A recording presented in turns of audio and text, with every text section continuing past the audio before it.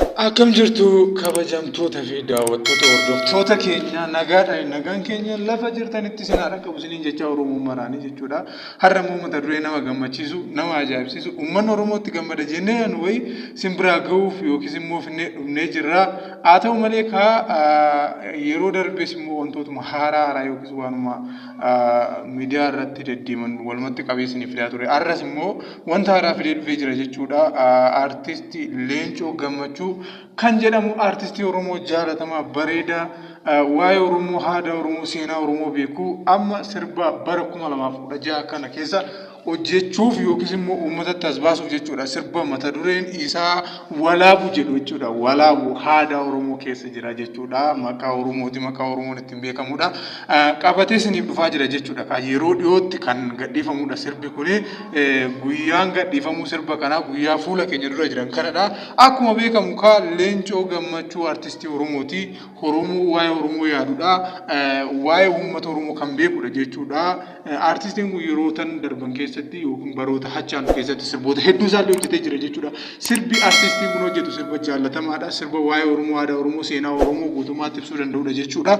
Har'as immoo artistiin keenya osoo hin banne osoo immoo uummata isaa fuulduraa hin dhokanne sirba walaabu jedhu mata dureen isaa qabatee dhufee jira jechuudha. Akkuma kana uummanni Oromoo amileef jajjabina isin qabdaniin akkamiin eeggatu kan jedhu artistii kana. Artistiin kun baay'ee artistii Oromoodha. Oromoon immoo artistii isaanii kabajanii jaallata. Harka bal'istanii yookiis simannaa guddaadhaan sirbi kun yeroo inni gadhiifamutti eegdanii too yuutuubii jala galtanii daawwattanii laakii koomentii wantoota hedduu karaa jajjabina namaa ta'u hundumaan jajjabeessitu jechuudha. Har'a artistoonni keenya guutummaatti 2016 kana sirbaan bari'an jechuu dandeenya jechuudha. Sirbaan bari'anii barii sirbaa jechuu dandeenya. Garuu nageenyi irrinni hanqinni tokko haa jiraatu malee artistoonni nu bira dhaabatanii sirba addaa baay'ee namatti tolu hedduusaa sirboota ittiin bohaaru sirboota ittiin bashannannu baay'ee sagadhiisaa turan jechuudha. Har'as ittuma fufee artistiin keenya dabalee sirba nuuf fidaa jiru artistoota Oromoon artistii kana qabaachuudhaan maaltu itti dhaga'ama? Wanti seensi miirri Oromoo keessaa ka'u tokko maalidha? Artistiin Oromoo gaafa jiraatu waa'ee Oromoo beekamaa seenaa aadaa Oromootiif ibsama. Guutummaatti immoo Oromoo keessatti gaafa namni tokko seenaa Oromoo ibsu, gaafa namni tokko seenaa Oromoo faarsu, aadaa Oromoo faarsu, Oromoon hamilee qaba, Oromoon guddina qaba. Dhaloota hedduullee leenjisee baasa jechuudha. Sirna aartiin weelluu gaafa uummata Oromootiif sirbamees bahu weelluun tokko maaltu irratti haasa'amees baha tokko gaafa sirna weelluu kanaa ibsinu jechuudha. Weelluun guutummaatti dachee Oromoo keessaa iddoowwan seenaa qaqqabeeyyiillee iddoo maqaa bareedaa maqaa bareedu yookiis immoo maqoota bebbeekamoo walaabu kan jedhu kun amma akkuma beekamu maqaa beekamaadha jechuudha. Walaabu namni wallaalee hin jiru.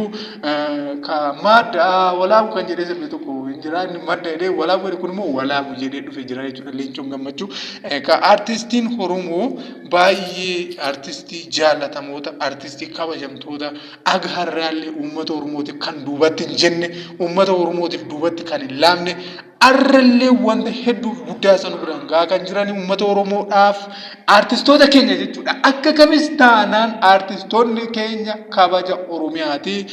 Handhuura Oromiyaa irra immoo ta'anii Oromiyaa faarsuu, jaalala Oromoof qaban ifatti baasuu, aadaa fi quuqama Oromoo duubatti kan hafe fuulduratti achi deebisu jechuudha. Gara fuulduratti akka adeemu dhaloonni haaraan dhaloonni dhufu tokko seenaaf duudhaa safuu Oromoo akka beeku godhu jechuudha. Artistoonni Oromoo osoo hin jiraanne waa'een Oromoo hin beekamu guutummaatti. Artistoonni Oromoo beekamtii Oromiyaati jechuudha. Aadaa fi safuu Oromoo beeksisu jechuudha. Eenyummaa fi wiirtuu safuu aadaa keenyatti jechuudha. Artistii guutummaatti jaallatamaa ture tokko jechuudha. Yeroo dhuma baroota 2012 keessa sababa koronaatiin dhaabni baay'ee uummanni Oromoo ija isaatiin dhiiga boogeetti artistiisu yeroo inni lafa kanarraa dhaamutti haa ta'uudha. Suni uummanni Oromoo jaalala aartiif qabu uummata Oromoo fuulduratti achi baasee eenyummaa isaa jaalala inni mucaasuun jaalatu aartii Oromoo jaalatu ibsate jechuudha. Baay'ee jaallatamaadha mucaan kun jechuudha. Ammas taanaan artistoonni isaanirra weelluu garaagaraa nu biraan gahaa jiran kun baay'ee jaallatamtoota, baay'ee kabajamtoota, ulfina qabeeyyii. Maaliif sababni isaayyuu kabaja uummata Oromoo fi haadhaaf safuu Oromoo qabu waan ta'eef har'as taananii uummata Oromootiif isaan safuu guddaa qabu jechuudha. Kanaaf uummanni Oromoo gaafa sirbi tokko aartiin tokko hojjetamee achi ba'uuf jiru kabajaan safeeffannaadhaan aartii keessa seentanii sirna aartii isaanii yookiin immoo weelluu isaan nu dhiyaatan kabajuu yookiin immoo koomentii garaagaraa jajjabina daawwachuu jechuudha qophii sana. Haaluma kamsaa ta'u sirbi kun sa'aatii dhiyootti gallakkifama. Kanaaf kabajamtoota fi daawwattoota hordoftoota keenya qophii keenya aga dhumaatti nu waliin turaa jennee itti seennee jirra. Warreen immoo chaanaalii kanatti seenuuf reefu dhuuftan immoo laayikii sabskraabii irra naqaasin hin jenna jechuudha. Kanaaf amma immoo qophii biraatiin deemnee wal arginutti nagaatti nagaan nuuf turaa isin hin jenna.